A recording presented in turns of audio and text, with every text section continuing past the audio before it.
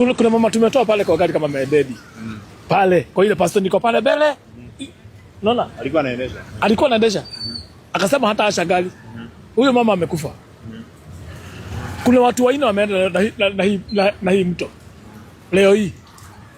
Hawa watu mimi I salute them. Juu wameokoa mama pale na wameokoa mama mwingine pale.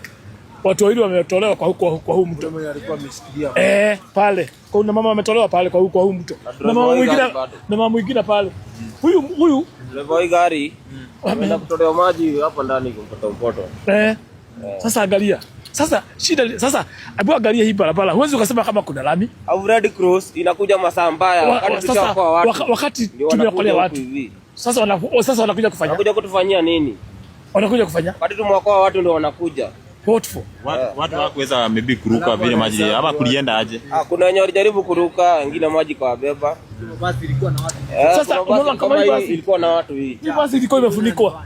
Unaona hii basi hii ilikuwa imefunikwa. Hii basi ilikuwa imefunikwa. Unaona? Na sio peke yake. Hii gari angalia. Wewe kuja hapa tu. Angalia mahali makatasi iko. Hii gari ilikuwa imefunikwa hii. Yote. Hadi ilikuwa imefika. Hiyo ungeiona hii. Hiyo iko inaona. Sasa we don't know whether we have government or ni kama is this the way heading to Singapore? Is this the way heading to Singapore? For sure. We don't have government, hatuna serikali. Because kama tungekuwa na serikali, ingekuwa inaangalia mambo ya sewer line na drainage. For sure. Kama hauangalii maslahi ya mwananchi, unaangalia nini?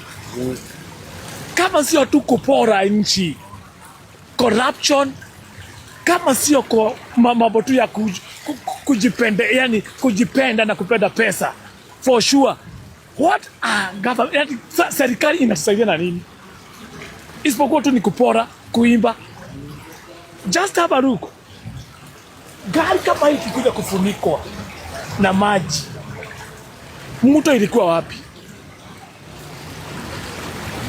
Tuko na shida Nairobi. Sitaki kuongea sana, msikujua usiku. Haya sawa, asante.